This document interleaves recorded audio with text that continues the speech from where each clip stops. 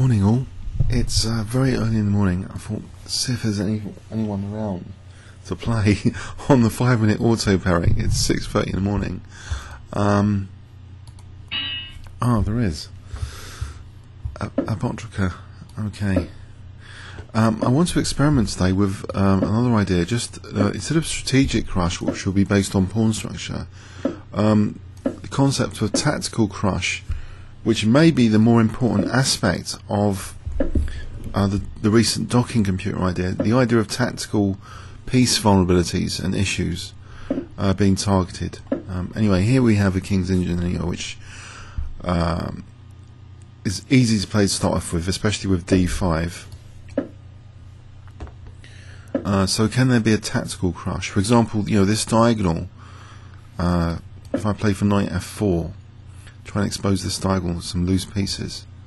But usually, white will play rook e1 and G3 to evict the knight later, or maybe G3 here.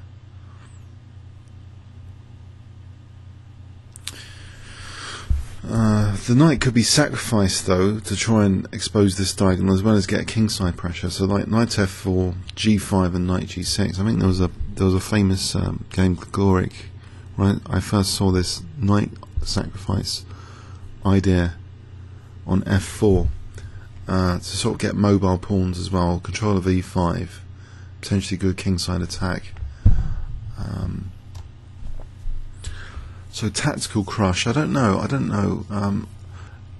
I haven't really in detail considered the idea before, but let's have a go today if it can win 1 or 2 games. Just this new idea, just focus on piece vulnerabilities. So here we've got that bishop opened anyway. So G5, obviously CD, knight B5 is a problem, so maybe A6 is very important here. I'll throw that in. Because, let's see, is E5 a problem? I can't get a grip on E5 just in time, because bishop F1 he can play E5, not, G5, E5. I can't stop it. Unless D5 is vulnerable. Okay, so he's playing for that. But maybe, I don't know, G4 or bishop G4, H3 takes. I don't want to give up the light square bishop though. So I'll let him play E5, I think. If he plays E6, it's going to be probably more unpleasant as well. So E5, G5, G4 rather, knight H4, or ED. That's interesting. The idea that it's going knight D4. It does look fairly unpleasant. I don't want to sort of increase the scope of this bishop, that's for sure. So otherwise E6 though. Maybe G4 here.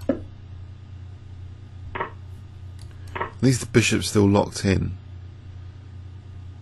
behind the D5 pawn. Okay, so knight F5 here. I'll be protecting G4 once he takes.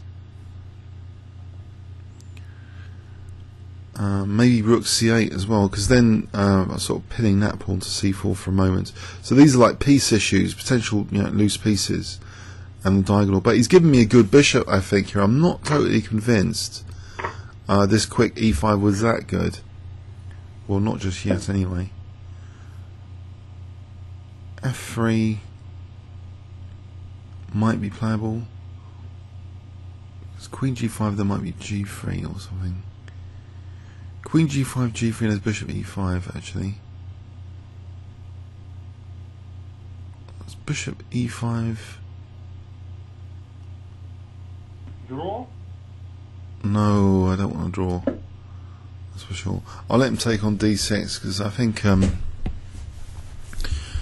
don't know, Queen G6 as well. Oh dear. Actually, maybe I should have taken draw. So I don't want D6 to drop like that. That's for sure. What do I? Queen G6, knight D6. Bishop E4, bishop E5. So bishop e4, rook e4, bishop e5, cd, bishop d6. I'll go for that one.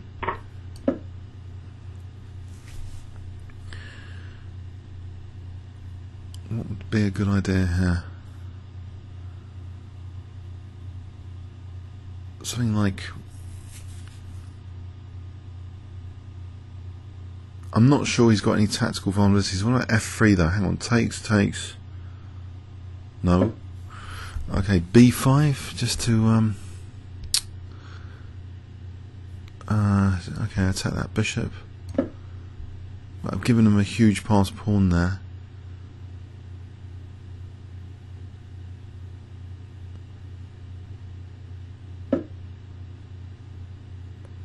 Okay, so just blockade this for a moment. Maybe queen g7 and f5. So queen g7. He's going to play an exchange sack though. So I think f6 just to hold up against an exchange sack. Don't want two passed pawns here. That would be a strategic crush, two passed pawns.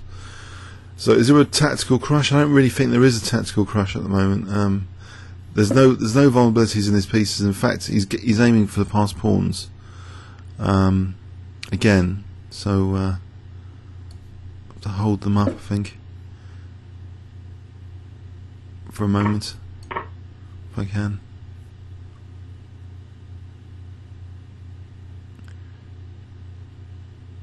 Maybe something like queen h4. There's g3. Takes.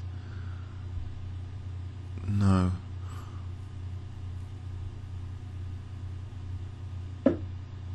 Right, so this is getting dangerous with these pawns.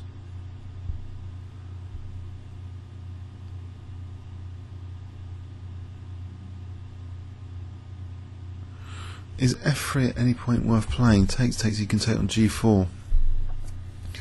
He's getting a bit short of time here though, down to a minute. I've got a very large cup of coffee, so it's approaching 7 o'clock in the morning. Ridiculous time to be playing 5-minute chess.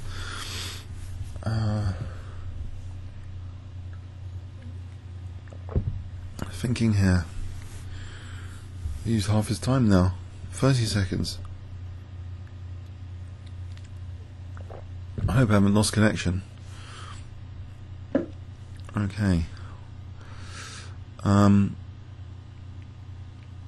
Okay, a blockade with rook c7. You can always play queen e2. What about h5 for f3 then? If I play h5 here, f3, you know, takes. My bishop's still supported there. Well, f3 now is definitely a tactical vulnerability. But then queen e3 or something. But then fg, I'll go for it. You know, to attack that.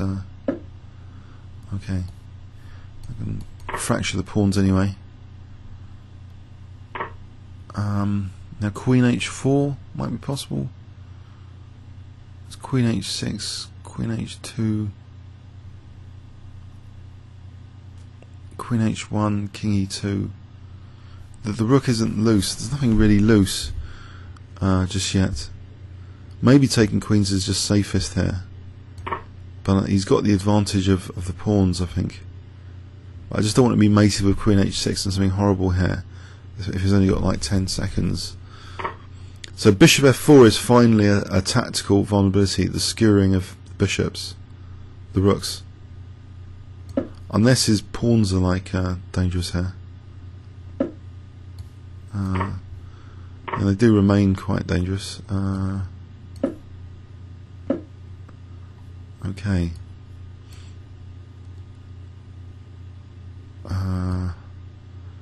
I'll just check on rook b2, I think, or even rook a3 here.